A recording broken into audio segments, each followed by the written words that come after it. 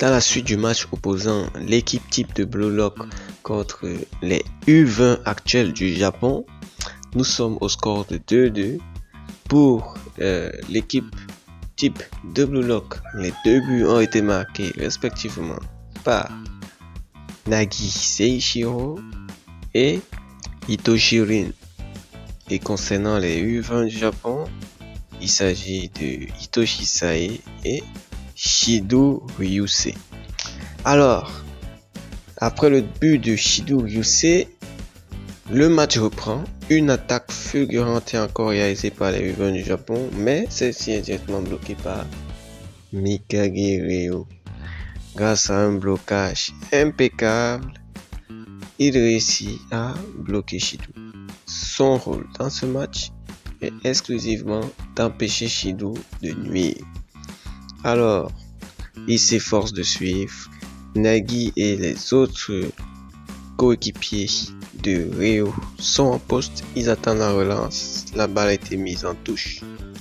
Isagi Yoichi analyse la situation et comprend que avec Ryo en plus, Shido risque d'être limité dans ses mouvements. D'autre part, nous avons aussi Iori qui a fait son entrée et qui fait des passes assez superbes. Le meilleur défenseur de l'équipe des U20, IQ, observe et comprend que pour leurs attaquants, pénétrer dans la défense sera assez difficile. Alors, une nouvelle tactique essaie d'être mise sur pied entre Shido et Hitoshi Sae. Ceux-ci se complémentent et puis Shido essaie de réfléchir à un nouveau but qu'il pourra faire.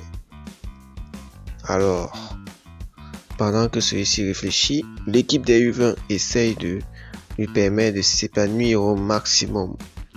On fait des passes, on essaie de défendre et Shido est dans la place. Il observe le terrain, il essaie de déterminer l'espace à partir duquel il va faire une attaque de folie. Il reste dans la surface de réparation et Sae reçoit la balle.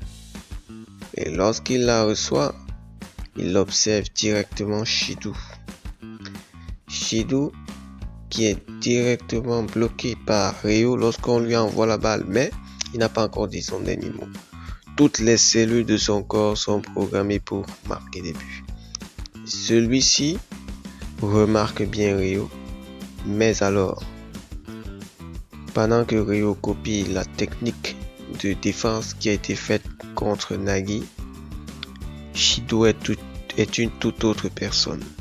Il observe, réfléchit et décide de créer une nouvelle frappe. Alors il se retourne et réussit une frappe. Mais alors son tir est bloqué. Pendant ce temps, le gardien de l'équipe type de Blue Lock réussit à attraper la balle. Alors Shido commence à réfléchir comment faire pour percer cette défense. Il commence à réfléchir sur la transmission de ses gènes de sorte à les programmer pour marquer des buts. Sa seule raison d'être. On observe ses pensées. On observe la reprise de balle est faite. Les attaquants sont déjà présents. Pendant que ceci se prépare à moitié, Hitoshi Sae récupère directement la balle et la frappe de nouveau vers Shido. Tout le monde est surpris, on se demande mais qu'est-ce qui vient de se passer? Et bam, petit moment de distraction, Shido est relancé, il reprend la balle, il est seul, la défense le rejoint, en retard. Le gardien de l'équipe de Blue Lock sort pour calmer la situation. Il tête la balle en hauteur en sachant que cela va ralentir l'attaquant Shido. Mais rien n'est fait. Ryo qui pense que Shido réussira quand même à tirer court vers les goals pour bloquer sa frappe.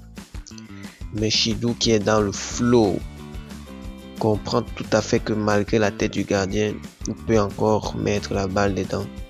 Il nous fait une superbe retournée à la Cristiano Ronaldo. Et là, il atteint le flow. Il frappe la balle sans même regarder les goals. Et c'est une superbe volée.